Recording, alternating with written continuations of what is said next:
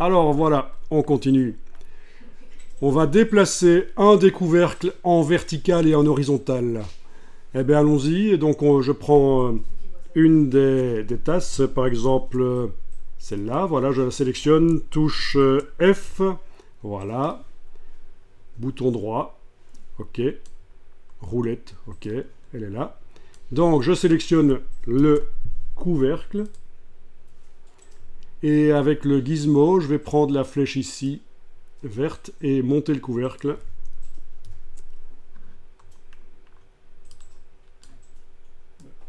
Voilà. Je peux le déplacer, donc je viens de le déplacer en vertical, je peux également le déplacer en horizontal. Voilà.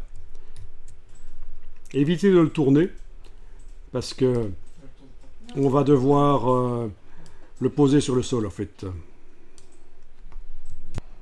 Donc on va le poser sur le sol, et on va mettre la tasse dessus.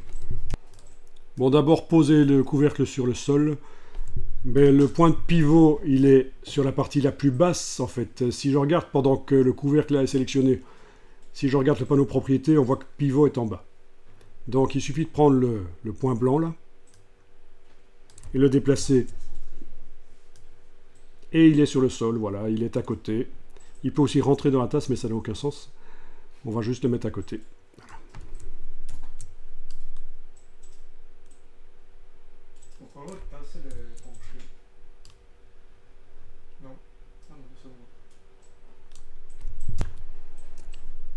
Et donc là, on va mettre la tasse sur le couvercle et on va utiliser la fonction d'alignement plutôt que d'essayer de faire à l'œil, parce que c'est quand même de la 3D en fait. Hein. Donc, pour arriver à aligner, ben, testons un peu ça. Il faut que les deux objets soient sélectionnés. Sauf qu'ils font partie d'un groupe. Ben, il faut les dissocier en fait. Voilà, donc vous sélectionnez d'une manière ou d'une autre le groupe. Ben, en fait, c'est simple, avec la flèche, si je clique sur un objet ou l'autre, c'est le groupe qui se sélectionne. Et donc là, on va dans Objet, Dissocier. Vous avez ça aussi évidemment dans Illustrator, quand vous devez aligner des objets, s'ils font partie d'un groupe, ça ne marche pas. Objet dissocié, voilà, et donc on a deux objets maintenant indépendants. Si on englobe avec la flèche, oui, on a le gizmo du centre, mais c'est vraiment deux objets indépendants. Objet dissocié, c'est ce qu'on a fait. On sélectionne les deux objets d'une manière ou d'une autre, en englobant avec la flèche noire, ou alors avec... Où sont-elles? Ah ben voilà. C'est ceux qui ne sont pas dans un groupe en fait. Hein. Tasse et couvercle, avec la touche majuscule, et ça ne veut pas. Si, ça veut. Voilà, et puis on va utiliser dans les actions le panneau ici d'aligner et répartir à l'alignement. Voilà. Enfin, le panneau. Les gizmos d'alignement. Donc, il va falloir cliquer sur le ruban ici. Excusez-moi. Il va falloir cliquer sur la goutte ici. Voilà, bon, j'ai oublié comment ça fonctionnait, donc je vous ai enduit dans l'erreur. C'est pas le ruban, c'est la goutte ici, la goutte du centre. Voilà. Et l'autre goutte du centre, qui est là, en fait. Voilà.